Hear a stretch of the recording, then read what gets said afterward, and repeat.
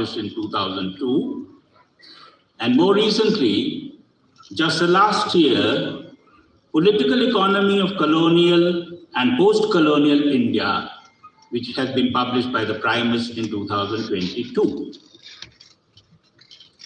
While he has been extremely candid and in the vanguard of fighting communal and obscurantist forces, he has become more busy in the last 10 years in particular for reasons which are quite familiar to us.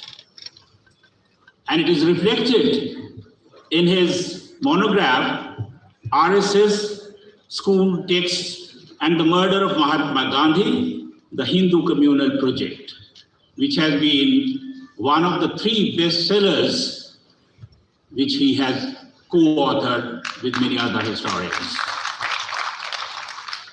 And amongst 2 other bestsellers, one would like to mention his book called India's Struggle for Independence and India Since Independence. He has also been extremely busy in editing and guiding academic research in the form of numerous monographs. For instance, in the last almost 16 years after 2000, he has been involved in the editing of 18 monographs on modern Indian history, published by the SAGE under its series of modern Indian history. He has also taken upon himself the onerous responsibility of editing the Comprehensive History of India, Volume 12, and is an editor of the Penguin History of Modern India as well. He retired after serving the illustrious Jawaharlal Nehru University as Professor of Contemporary Indian History. And his administrative skills have also been reflected in the responsibilities that he discharged as Dean of the School of Social Sciences of the JNU and Director of the Jawaharlal Nehru Institute of Advanced Study. I'm sure this Congress would be looking forward to his academic guidance, not only during this particular session and over the next 3 days, but also in the coming year, whenever History Congress faces problems, as indicated by our honored secretariat just a moment ago. I'm therefore extremely pleased to discharge this beautiful responsibility of proposing the name of Professor Aditya Mukherjee as the General President of the 82nd session of the Indian History Congress.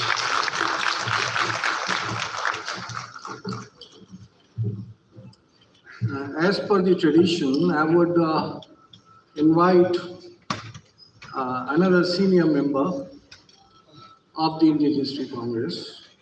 Usually, the seconder of this proposal is also one of the former general presidents, but at the moment we have only one of them present here who is going to demit charge.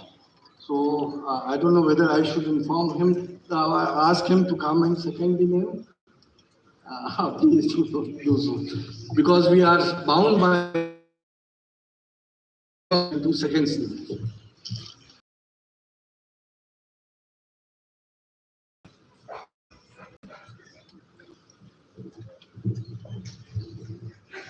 Mr. Vice Chancellor, Professor Mukherjee, my esteemed colleagues, fellow delegates. It is a proud privilege for me to second the proposal made by Professor Srimali that Professor Aditya Mukherjee be requested to preside over this session and the rest of the business of the History Congress for the current year. I have a personal reason also to feel proud. Professor Mukherjee and I have been classmates. So it is this personal feeling also which, apart from all the academic achievements he had, which Professor Srimali partially presented before you, because fully presenting it before you will require a full day. Partially presented before you. Apart from that, I have also this personal feeling. So I second the proposal of Professor Srimali that Professor Aditya Mukherjee be requested to preside over this session of the Indian History Congress. Thank you.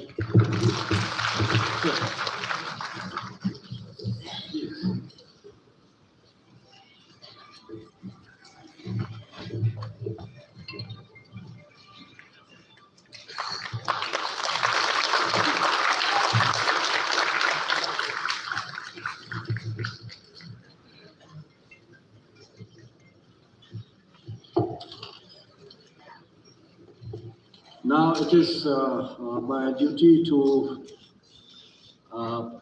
release, to have our deputies, the former president, the present president, the vice chancellor, Professor Mridula Mukherjee, all those sitting there, to please release the proceedings of the Indian History Congress.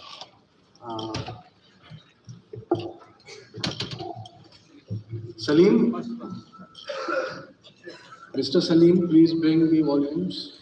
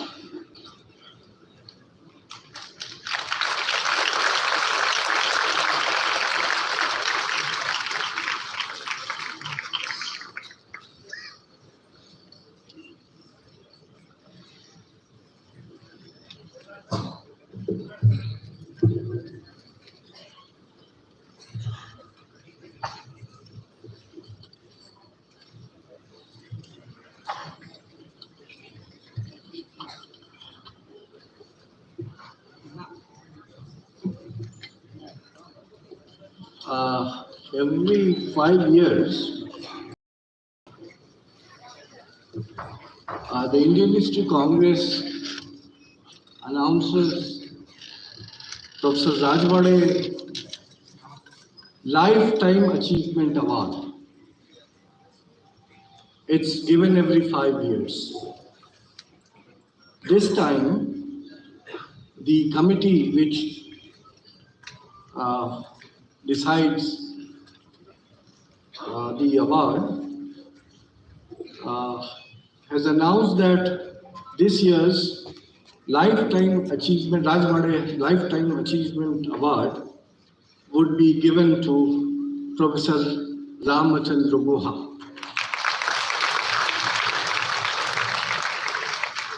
Unfortunately, Professor Ramchandra Guha could not make it to Dharwad. He was busy elsewhere, but this is the award which is being sent to him.